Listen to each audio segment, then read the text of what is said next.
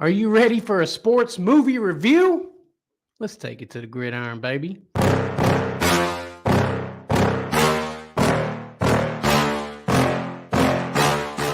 Lights, camera, action. We are back. Welcome to Fourth and Flicks, your sports movie review podcast. After the confetti falls and the Super Bowl trophy has been won, your fantasy football podcast morphs into your sports movie review super show. I'm Bandy. That's Trey. This is Fourth and Flicks. What's happening, buddy? What's going on, man? What's going on? Exciting movie this week. Honestly, I was glad to get back to the gridiron and check this one out. Yeah. Obviously, I've seen it a couple times, probably more than a couple anyway, but great movie, man. Really pulls at your heart. It really does, buddy. And I think that's, that's the best part of it, man, is the emotional aspect of it. Today's movie is Gridiron Gang, directed by Phil Janu, released in 2006, Trey. Rotten Tomatoes score of 43%. It grossed $41 million in the box office. Not bad. Not bad. Starring The Rock, Exhibit, a bunch of kids that have done a few things later on in life, a couple other people. Let's just do a quick synopsis of the film. Let's see. A counselor at a juvenile detention center decides to turn this young inmates in his charge into a football team to give them a sense of self-respect and social responsibility, but he faces opposition from high school coaches who do not want their players facing criminals on the field. Also, I think I might add, this film is it's based on a true story, Loosely is, the idea of it is a true story. So yeah. It's about real life probation officer Sean Porter from the Kilpatrick Detention Center in Los Angeles. He used the football to make a difference in the lives of the young inmates, and that's what inspired this great movie, Trey. No doubt. Now let's get into it, buddy. Let's get into an ode to remember. First time you watched this movie, Trey, how was it? What do you remember? Well, it was hard to think back to when the first time I watched this movie, but I think I can probably pinpoint it to about middle school. I just remember after watching this movie, it just made me want to be a part of a team. And after thinking about it, I really think this movie is one of the big reasons why I became to love football. I mean, it just gave me that, energy to want to get out there and be a team and work hard together and get past all the BS that life throws at you. Were you a troubled youth, Trey? I mean, I mess around a little bit, nothing too crazy. Absolutely, yeah.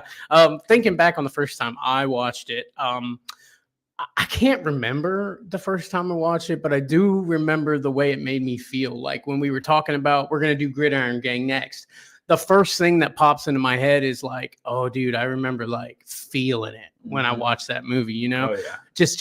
Just feeling it. Like I remember the scene where The Rock is like walking away after the kids left him with the flowers and stuff like that, bro. And he's like choking back tears and stuff. I just remember that. That popped in my head. That part, dude. Yeah. It's just so good and so emotional. Intense. I loved it. What'd you say? Intense. Yeah, exactly. Intense. Yeah, it was. Obviously, if it just stuck in my head like that, Right.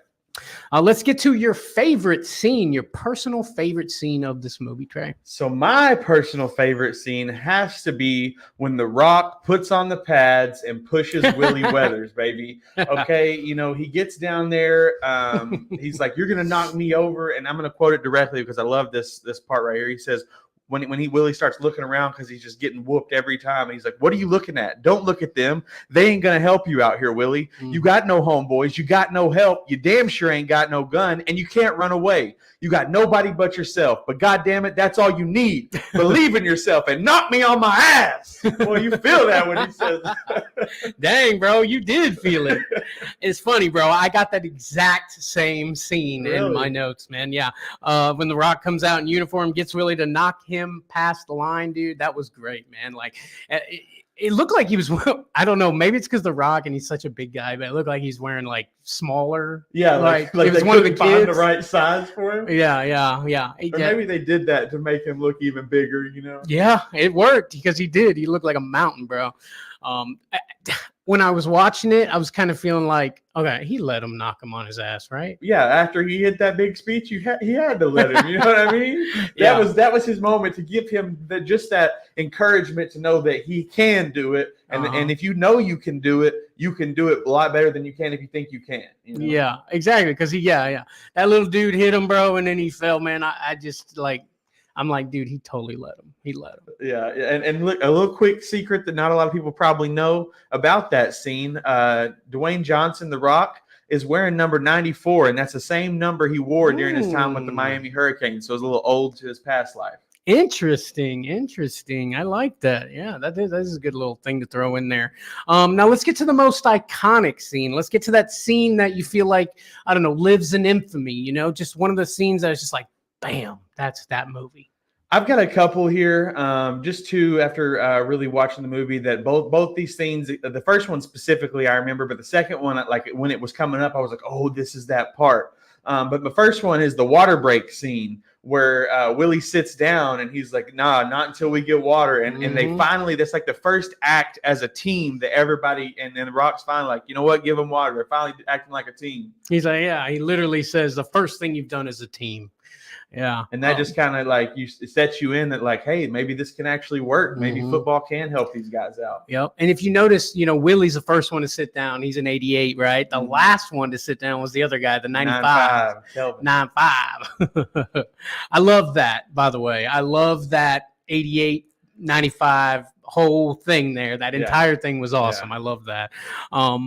Let's see. So my most iconic was, I think, when Willie shot the stepdad, bro. Oh yeah. Like dude's running at him, bro, and like I thought, like, okay, he's gonna go to jail because he he like shot at those people and stuff. You know what I'm saying? Right. I was like, I couldn't remember exactly. I knew he was going, but I just couldn't remember how. And the stepdad's like, you ain't got the balls to shoot me, boy. And he walks up, he's like, bat, bat, bat. He just drops the gun. Bloop. Yeah, he's just laying there looking all crazy. And mama's crying and stuff. Yeah, and mad at him. Yeah. Well, I mean, he shot him over. You know what I mean? But I'm glad you brought that up because this is something that I couldn't find any information on, but I'm sure it was like, you know, some little Easter egg they threw in there. When he goes to the grocery store to rob it, outside of the grocery store is this big sign that says 95 cents. Ooh, and I'm thinking 9.5, you know? 9.5, and that's where they found a 9.5, right? Right.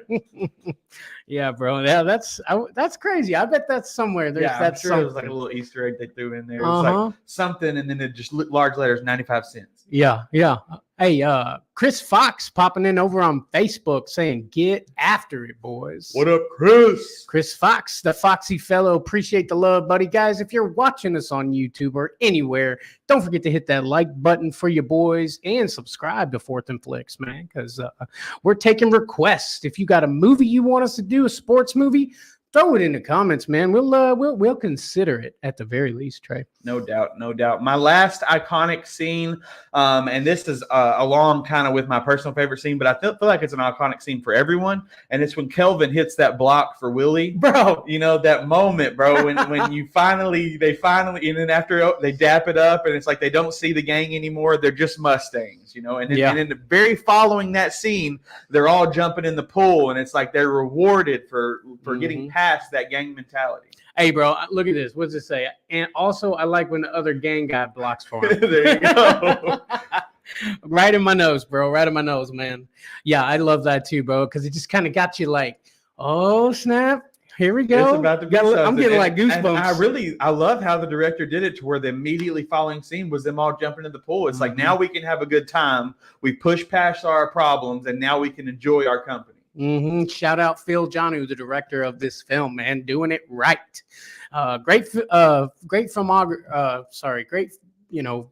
photography, you know, great shots, all that stuff. I can't think of the word right now, but I loved all of it, man. It's just very visually stunning. For sure. All right, Trey, let's move on to what has aged the best in this film. What do you got? I mean, it's pretty simple. I got teamwork, obviously, aged pretty well, and then also brotherhood. I mean, it kind of goes hand in hand, but both those things, you know, are kind of taught in this movie, and it's really aged till this day. You know, with teamwork and brotherhood, you know, you can accomplish a lot. Absolutely, yeah. I got bad football teams getting better and winning the big game. I got that in there. You know what I mean? No doubt. I No like doubt. that. That's aged well, you know. Let's go with what's aged the worst. I think we probably got the same thing here. What do you got? I got a couple here. Starting off at the top, it's got to be gang violence, right? Yeah, yeah. I mean, definitely. And then dropping the N word. Number did. 55, he hit him with the hard R. Hard R. You're right. And that was intense. But also, I got fat shaming. Fat shaming By hey. Dwayne "The Rock" Johnson, okay, the equipment manager. When he finally, he gets back to the team, he's like, "You can be our equipment manager." He's like, "Hey, can I get a Mustang shirt?" And he's like, "I don't know. It's gonna be a lot of fabric. You have to give me a couple months." I'm like, "Bro." Yeah, bro. He's like, "Yeah, that was good. That was good." You didn't have to do it to him. Hey, Derek Burton over on Facebook says, "Do y'all have a Discord? It'd be great to have a watch party in there with all these loyal Fourth and Flex members." We do have a Discord, man. Go on Discord, Fourth and Flex, man. You will find us. You will find us. And Mr. Bakes a Lot popping in. What's good, homies? What up, Mr. Bakes a Lot? Mr. B, welcome back. He also says, you guys are doing movie reviews now too? Nice. Yes, sir. Yes, sir. Off season, we're hitting some sports movie reviews. Yes, sir. Yes, sir. Yes, sir. Yeah, that's basically what I had, though, also for what age the worst. That's a racist all-white team from the rich school, Right, also. You know what I mean? Yeah. Definitely comparison there. With Right. That whole dichotomy. They had like all-white players, too, right? Yeah. Felt like an 80s movie almost at that point. I mean, all the way down to "You're mine, boy." Yeah. It was good, though. Good.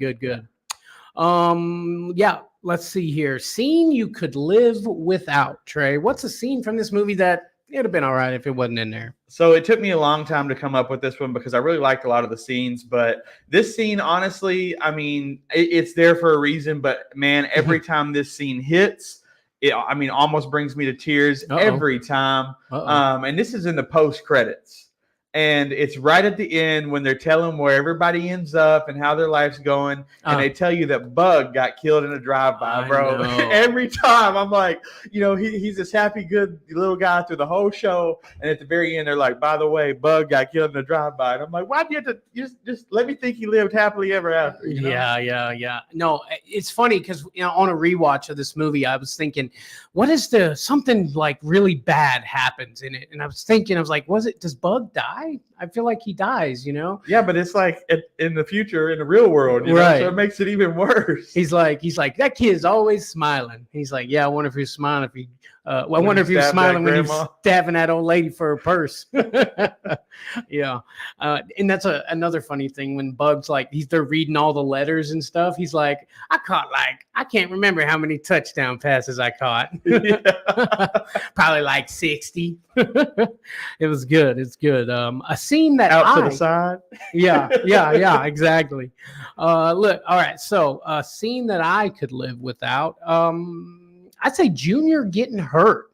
Junior got hurt and he went to whatever. I feel like they could have done without that. I would like to see Junior play the whole time. You know what I mean? Like just getting in there and tearing it up. Definitely. I actually agree with you a lot on that because, he gets that one play at the end, but, with him being on the team the whole time, honestly, I feel like would have been good. He kind of was the leader of the team regardless. Like he kind of broke that bond of gang mentality, and there could have been like a scene where they're fighting on the field and he goes and just rips them apart. Like, "We're Mustangs."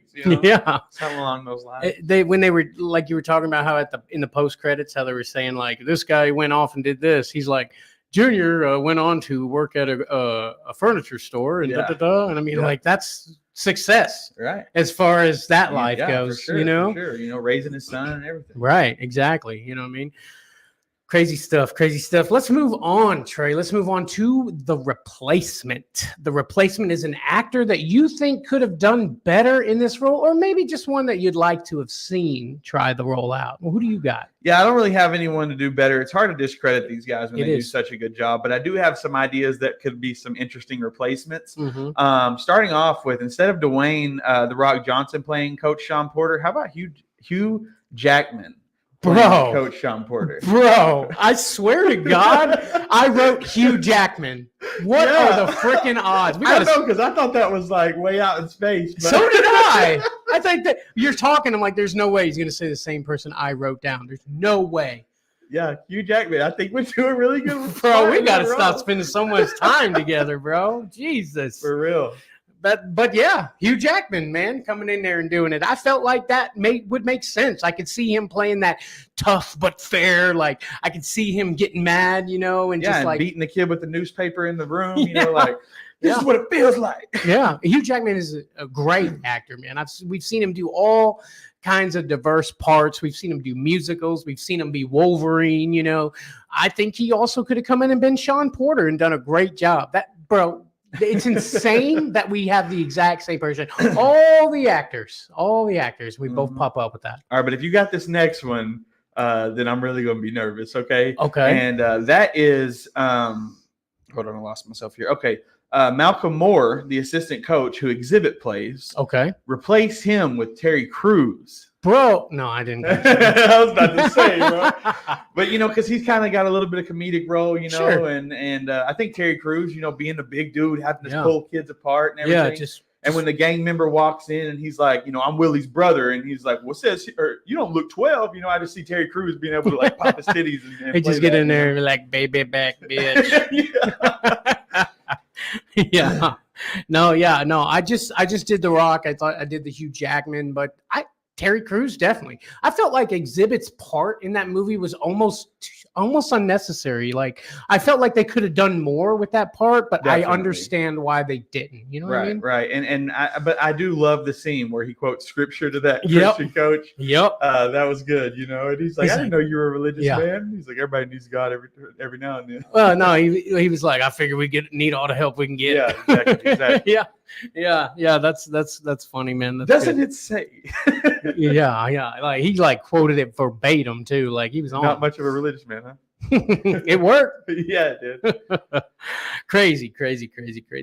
Favorite actor in the film? I mean, who do you got? Yeah, man, this is definitely, it's pretty easy for me. And it's Seth Tass, who was Junior Palantina. Yeah. I just really liked how his character played. Obviously, it would have been cooler if he had some more playing time on the field, but I just like the way they made this character. He was kind of like the big boss monster of the gang, of the juvenile detention center. He was kind of like the biggest dude in the yard. You know? And then he was end up being kind of a softie and like bringing everybody together. And I just kind of liked how they played that out. I honestly like the actor who played Bates, the little white kid. I thought he did a good job. I mean, I felt like it was too easy to just say The Rock, right? That would just been too easy. Definitely. Of course, we love The Rock, and he did a great job. But, I like the kid that played Bates, man. Especially at the end after I saw the actual Bates. I felt like the dude did a great job, man. Oh, yeah. You almost would like the acting was just like, he probably sat there and watched that video 100 times. Literally what I was thinking when I was watching. I'm like, I bet he watched this over and over again, just trying to get the emotion of that kid. Just like, I want my mom to love me and hug me again. That was real footage. That wasn't fake. I know, bro. That being said, it was so cool to like listen to the actual Sean Porter like saying the lines that The Rock actually said during the movie. You know what I mean? That was cool. Definitely. I just want to throw out, I kind of had a close second, and that was Mo McRae as Leon Hayes, the quarterback. Oh, yeah. And he was kind of like the comedic relief, in my opinion. And he was just a funny dude. He was a funny dude. You're right. He was. Yeah. And he's what does he say? He's like, you ain't never thrown a pass before in a real game. He's like, yeah. On Madden. Hey, he did good for being just a Madden quarterback. No doubt. No, but I know what you mean. Like that guy, his acting, his face, it was less like what's the word I'm looking for here? I don't know, but it just felt like, oh, dude, like you wanted to see more of that guy. Definitely. Very infectious. His smile was infectious. That's the word I'm looking for right there. Good stuff. The quote that lives on, Trey. This is a quote from the movie that you feel like just continues to be something. And if you got the same one I got, I'm going to be pretty upset. Well, I've got a couple, and these are, just good quotes, that not all of them really live on, but they're all pretty good quotes. And some of them are just really funny that I feel like had to be mentioned on this show. So right when The Rock is like trying to get the kids to play football, there's a kid in the lobby or in the group with the other juveniles, and he says, "Is practice going to be hard?" And The Rock says, "A lot harder than 5 guys beating up a security guard." Yeah. You're right though. It's hard to get a line that lived on because I don't feel like anybody's always quoted this movie ever to me. Right. It's not a super quotable movie. Like, it's got a lot of good lines and great writing, but there's not a lot that I've actually heard. Like, what movie is that from? Gridiron Gang? No, no one's ever said that to me. Right. Let me get mine in here because I bet mine is on your list too. And it's come on, Owens. I bet if there's a piece of chicken down there, you get down there. He's like, hell yeah, coach, I love chicken. Yeah, actually not on my list. It's not? No. Really? Yeah. Wow. But that's a good quote. I like that one. Yeah. That's another thing going back to the age the worst too. Fat shaming, yeah. And a little racism in there, you know. Oh yeah. Just a smidgen, yeah. Well, the Rock's kind of darker guy anyway, right? Yeah. But yeah, no, that's a great quote. Another good quote I have is when the Rock's on the ground and Exhibit comes up to him and he's like, you know, you're an idiot, right? He's like, well, I'm making progress because I used to be an asshole. That's a good one right there. Damn, that is a good one. I feel like I should have had that one. Another one we already kind of mentioned, but it's, that kid is always smiling. I wonder if he was smiling when he stabbed that old lady for a purse. That's a good quote, man. That's why you looked at me when I said that. You're like, damn it, you took my quote. Yeah. And then a quote from the quarterback, my boy right here. This is one of the things that I thought was so funny about him. He says, throwing touchdowns don't pay as much as slinging rock, but damn, it feels good. Yeah. When they was reading the letters, he said that. Yeah, exactly. Yeah. And but I got to go into the probably the most iconic quote, and what came directly. I mean, they show you verbatim the actual Coach Sean Porter saying it, and it's the everybody listen up. The gridiron is a football field. On the gridiron, we do it my way, not your way. Your way got you here. Whatever gang you claim, whatever hood you're from, this is your hood now. Oof. Goosebumps, bro. I had to give you that full camera view right there, man, so we could really get the love in there, bro. Get the love in there. I like it. A lot of good quotes from the movie, man. A lot of good ones that just kind of almost caught me off guard. It's like, oh yeah, you know what I mean? Like, I don't remember that, but it was good. Right. Good stuff, man. Now let's get to does it deserve a sequel? Does this movie deserve a sequel? And maybe, you just got an idea for a sequel that someone may pick up and we should probably, get credit for. Yeah, copyright. What do you got for us? So, I really don't think it has to have a sequel. It's obviously based on a true story. And so the sequel could be, something simple. But I did kind of get my cogs turning and come up with an idea for a sequel. Mm-hmm. It was based on a true story, but this would probably, I don't know, it wouldn't be playing into a 100% true story. But it's Junior carry on his life. He's working for the furniture company. Okay. Oh, God. Here we go. And he becomes the coach for his son's intramural football team. And he's still in the same area, so there's still gang violence going on around him, and he's got to deal with like the parents of the kids that along with his kid, and like him raising his son in this community, trying to bring him out of it while he's working, 2 jobs and coaching. And I picture in my head like a scene of him like loading furniture into a U-Haul and a bunch of guys pulling up and being like, pointing guns at him and stuff, and he just like runs through them or something. I don't know. I'm just kind of brainstorming there, but I think that would be a good one. Yeah. Junior's character was very interesting, man. I felt like he needed more screen time, absolutely. But yeah, I mean, I'm trying to find the.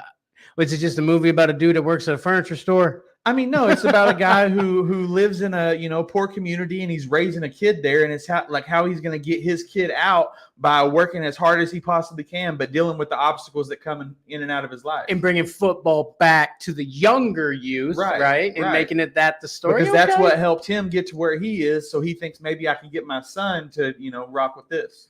Gridiron Gang Junior. Something, yeah. Gridiron Gang 2, Junior's back. No. What is it? Baby Mustangs. I don't know. Yeah, Baby Mustangs. How about when they none of them could spell Mustangs, bro? Like none of y'all. And then they bring in the new group, and they can't spell it either. I know, dude. What the hell? And so I had one, honestly, and I mean it's basic, like another group of guys, another group of kids the next year, like think of the possibilities of the different personalities that they could throw in there, For sure. Do it a little harder. The first one they wanted to probably base it off of the actual team. Now they have the writers have they're artistic able freedom. The writing freedom to maybe make the characters whoever and do whatever they want. And I think that would be an interesting movie to watch for sure. For sure. For sure.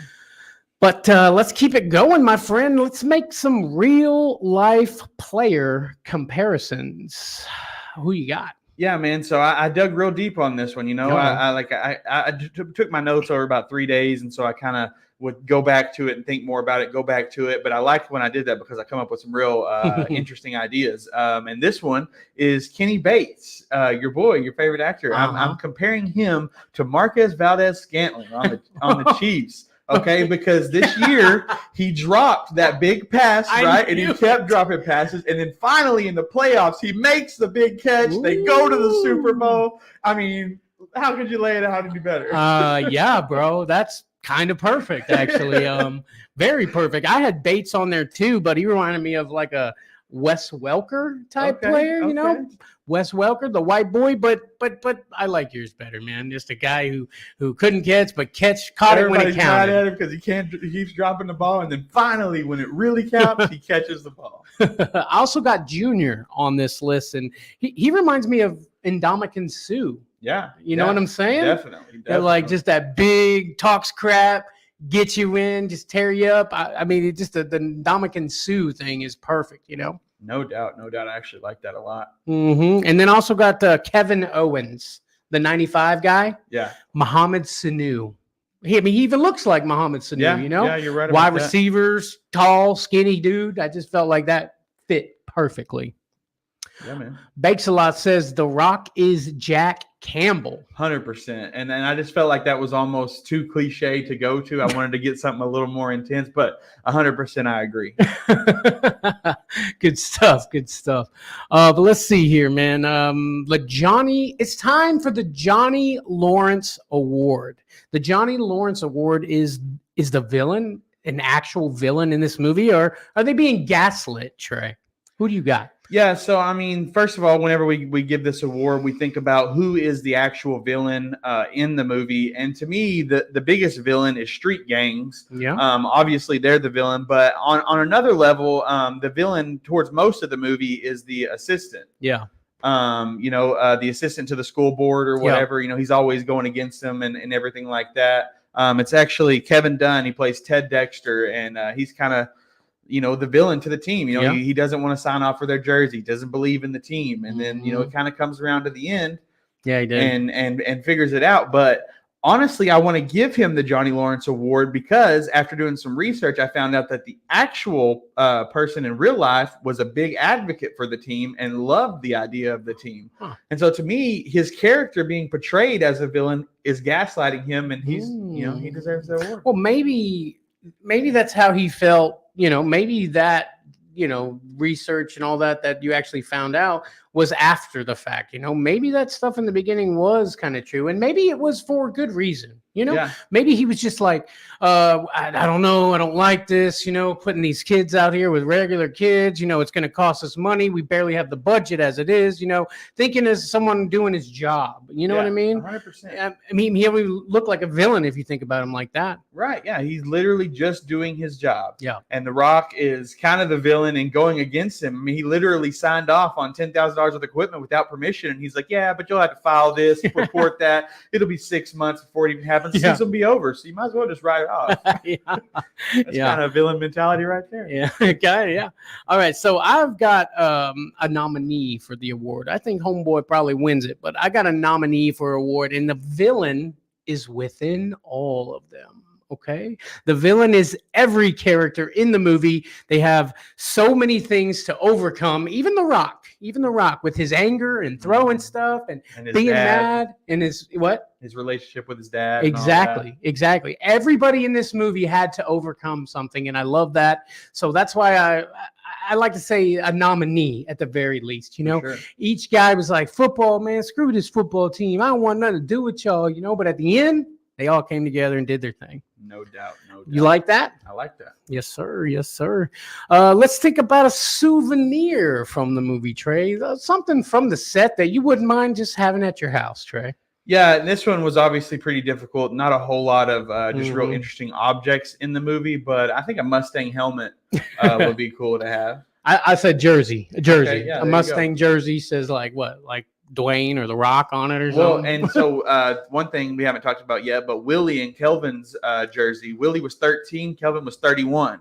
They were opposites kind of deal there. Now, I did notice that on a rewatch. Like, I realized that, like, that was pretty clever writing. I like that. I wonder if in real life that was the case, or it's just, I don't know. But at first I was like, why isn't 188 and 195? But I feel like that's too putting it out there. They wanted to be a little more subtle. And with the balancing, and the coaches probably wouldn't let them do that, and things like that. But they still were managed to be opposite anyway. 88 for life, 88 for life. You just beating on dude. How about that dude that played Free? Free? Yeah, the dude. I love that guy as an actor. He's from Power. Okay. I've seen Power. Yeah, yeah, I know exactly. I love that part where they're like mopping the floor, right? And he was trying to come see dude, and he was like, he pulled it out like he was gonna get a gun. He was like, "What?" Yeah. That dude, man. He's really a villain too. But I kind of just included that into the gang mentality thing, right? Yeah, but that is a good point. That guy was a villain, but he didn't last long. No, he did not. I really thought more was going to come of that. No, and then he just bam. Yeah, just pat. Like, was it worth it, bro? Right. Was it worth it? Yeah, exactly. Because it don't matter now because you did. I did come up with an interesting idea for a souvenir that I thought this would be pretty cool to have, and it is very Gridiron Gang related. And it would be a cross street sign, 88th Street, 95th Street. You know what I'm saying? I think that would be, bringing the streets together. Obviously, those two would probably not intersect, especially in this area. Yeah. But that would just be something cool to have, cross street signs like that. Yeah. That would be kind of cool. I like that. Yeah, for sure. Yeah, that's good stuff. Good stuff. Where are they now, Trey? Where are all some of these people at? We know The Rock. The Rock is a superstar actor now, and all these kids are like 40, the real life ones, or even the actors are also like 40 now. So, yeah. So, starting off, I just to talk about The Rock because it's actually interesting where he is now. I don't know if you've noticed, but he's back in the WWE right now. He's kind of being brought back and having a whole new resurgence and being like not just like a guest, like he's involved every week now, and he's probably going to be in WrestleMania main event and all this stuff. So I don't know if that's a shot at his career, if his career is struggling, so he did that, or maybe he's just nostalgic and wanted to go back and do it because he's got enough money to do whatever he wants. The thing is he does have enough money to do whatever he wants, but the thing is, like, maybe he realizes that, okay, I need to take a break from this acting thing because I'm freaking everywhere, right? I'm everywhere. I'm busy, right? Give it a minute, let things simmer down, take a break from movies. And this may not even be true. He may still be doing movies, who knows? But, maybe take a break and let people, miss The Rock in movies. I remember him coming in to acting. He was in a movie, but Be Cool. I'm not sure. I think The Scorpion King was his first movie. Yeah. But Be Cool he was in, and I really liked his character in that as well. But it was just so crazy to watch his career kind of just explode, No doubt. Just from doing small little films, for that being his dream, to just becoming what he is today, which is like the whole Fast series and all that. One of the highest paid actors in Hollywood, if Moana. not. That movie probably made more money than any other movie he has. Probably, especially with like toy sales and all that stuff. They get a percentage of that stuff. Yeah. But yeah, him going to wrestling, I'll say that I know they do that a lot of times, especially when WrestleMania is coming. Has he been doing it a lot? I didn't even know that. Yeah, he's been doing it for the past couple months. It's kind of like they're working it in with the tribal chief and all that stuff because it's his like cousins and stuff, And so like he's like first he comes in and he's like a rival to them, like he's mad at how they're standing on their heritage and stuff like that. But then he turns it around real quick, and then now he's on their side, but there's still a little bit of tension in between. I don't know. It's storyline WWE, but maybe there are some allegations about Vince McMahon and some sexual misconduct, I believe, that's happened. And maybe they're like, what are we going to do to salvage this, right? Vince McMahon, he's been a big part of this for a long time. What are we going to do to salvage, right? Bring in The Rock. Bring in The Rock. People will watch, and we'll just smooth this right over. That actually makes a lot of sense, right? And pay him more, and he's like, well, I can't turn down that check. Yeah. Plus, it's is where he comes from. Exactly. That's what he knows. He can do that with his eyes closed. Exactly. But yeah, but you got any other Where Are They Nows? I don't. No, I was hoping you had maybe some like, well, the kid who played Willie, he's a crack dealer now or something. Okay. Well, I just wrote that, if you want to know where the real players are now, just watch the end credits of the movie. They got it all laid out there for you. Hey, bro, I don't know if you know this, but the kid who played Bug got shot in a drive-by. Every time. It just hurts every time. Sorry, buddy. Sorry. I'm not laughing at the kid dying. I'm just laughing at the effect that it has on Trey. Just for the record. Man, just for the record. Okay. Is this the main actor's best movie? Is this The Rock's best movie, Trey? I mean, definitely not. No. It's a good Rock movie. It's a beginning of Rock's career movie, but it's definitely not his best. It's one of his best emotional roles. How about that? I think so. I think so. I mean, the Tooth Fairy, honestly, it pulls at my heartstrings, bro. To be honest with you. And then what's the other football movie where it's the same girl from the Tooth Fairy, but he's a football player and his daughter, and he gets custody of her. He doesn't even know she's his daughter. He's like an asshole too. Yeah, and then she teaches him how not to be an asshole and that you have to have love in your heart. What is the name of that movie, bro? Oh my God, that's it's killing me. Yeah, I could just see him. He's wearing like an orange jersey, right? Mm-hmm. I think it's a Disney movie. Right? I think so. I think you're right. Yeah. Yeah, I want to watch that now, actually. But yeah, I agree though. It's a great movie. It's a really emotional ride, and I just don't think it's one of his best. Right. But yeah, all right, let's go. Movie secrets you didn't know, Trey. You got some half-ass internet research for us, buddy? I do. There was not a whole lot out there, but I I did get some things that you probably didn't know. One, after 20 years at Camp Kilpatrick, the football program featured in the film was sidelined in 2014, pending the outcome of a study on the long-term benefits. Despite helping to send multiple former Mustangs to college, they discontinued the program, and that kind of hurts me a little bit because it's such a good movie. But after 20 years, they pulled the plug. Wow, that sucks, man. But I mean, you got 20 good years. I wonder if Sean Porter was still running that. I don't know if he was probably not 20 years later, but it's just it's crazy how that stuff works out, and and the money and all of it. But I mean, hey, for 20 years he helped bring kids to a new life. So right, and they said that the recidivism form was better. I think it was like 13% after, but it was like 82 before or something like that to come back. And I mean, think of all the lives that he maybe help shape or mold in 20 years, right? Definitely.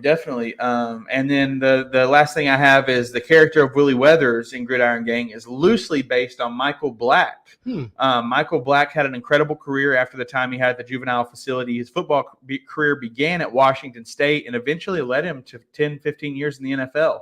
Offensive lineman for the Seattle Seahawks, where he got drafted in 92 to 95, and he retired on the Jets in 2001, I think. Interesting. Yeah. I did not know that. I don't even remember him. Honestly, he's a lineman. He's a lineman. Yeah, that's probably why. Lineman. Sorry, lineman. Sorry, we love you. We couldn't do it without you. We just don't remember who the hell you are. Yeah, but I mean, that guy literally shows he came from the juvenile facility and then took it to the NFL. So. Okay, this just popped in my head, Trey. At the end of the movie, again, I'm going to get back to this post-credit scene where they were talking about, who went where and why. How the heck did Willie get out and actually have a career if he killed somebody? Yeah, and I get that, but because he was a juvenile, and then they didn't try him as an adult. He obviously got put into a juvenile facility, so. He was able to pull it off. He had to leave the area. I mean, the whole gang would be after him after what he did on the field. So, I mean, obviously he pulled it off. Yeah, I guess so, buddy. I guess he did. Just popped in my head. I was just thinking about that. I remember thinking about it when watching it, but I'm just wondering how that worked out. I mean, a lot of times when a kid gets in trouble like that and they do go to, even if it's juvenile, like they really have to be sure that this kid is like reformed. He's something that happened when he was a child. I mean, how old was Willie in the movie? Do you remember? 17. 17? Yeah. I can't believe he didn't get charged. And maybe his lawyer fought self-defense. Sure. And all these different little things. He was beating my mom. I mean, he charged him. I even thought that when it happened. Yeah, I'm like, maybe I fell back and shot as he's running to tackle me. You know what I mean? Right. He's a big dude. I'm just a kid. I go scared. And I kind of like that. Actually, I'm just thinking of a comparison there is, when the stepdad's charging at him and then you've got him charging the Rock. I wonder if in his head, he's having like flashbacks to his stepdad and how that whole situation is going down. Dang, Trey, you getting deep with it, boy. You get deep. I like it. All right, Trey, what keeps you coming back? What makes you want to watch the Gridiron Gang movie again? I mean, obviously, it's the emotion that invokes inside of you. Young kids who never had a chance, getting the opportunity to be a part of something bigger than themselves. And it really pulls at your heartstrings, man. It's just an emotional, good, dirty football movie. Yep.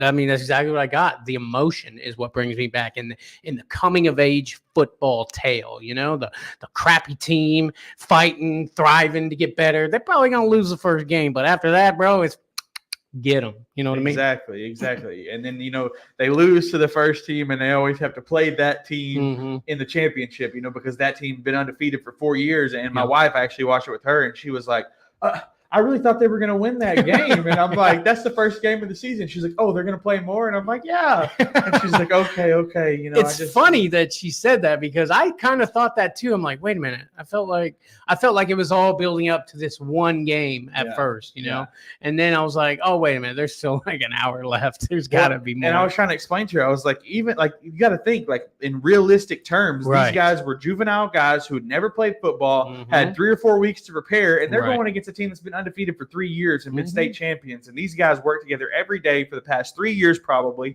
And you just expect them to outright win? No, they're going to lose 38-0. Yeah, like homegirl from the Waterboy. 38-0. That's the score. Yeah, no, you're right. But yeah, keep us coming back, baby. Keep us coming back. I will say, though, just kind of this is another thing that I noticed in the movie. So in that first game where they play that team, they lose 38-0. They talk about it a lot, throughout the movie. In real life, that first game, they lost 21-0. And I'm like, okay, so the movie writers were like, that's not big enough. We got to make it look even worse. Yeah, we want those boys stomped into the ground. We want them to feel it. For sure.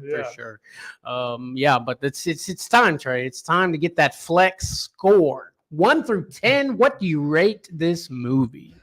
Personally, I have to rate this movie. I'm going to have to go with a 6.8 out of 10. And I know that kind of sounds low, but I'm comparing it to all sports movies ever. And it's a great movie, but it's not one of the best. It's definitely not near the worst. But I'm going to give it a solid 6.8. I'm with you, buddy. A 6.4 on the flex score. But for the same reasons, it is a really good movie. It pulls on the heartstrings, but I said, what keeps you coming back? This is like the third time I've ever watched that movie in my life. You know what I mean? Like it is a good movie, and even rewatching it, it made me like it again. Right. You know what I mean? But again, there's a lot of better movies sports movies, football movies, a lot of good ones out there. This is a really good, unique type one, but 6.4 is my score. Yeah. I like it.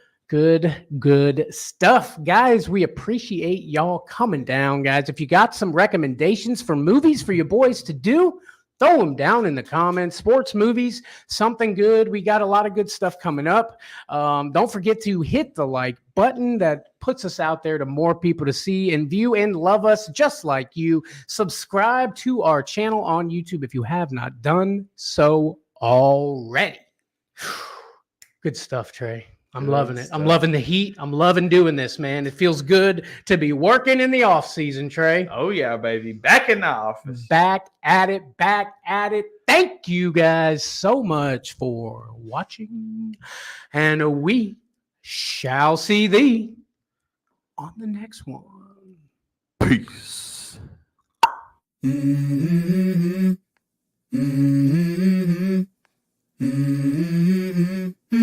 Let's go.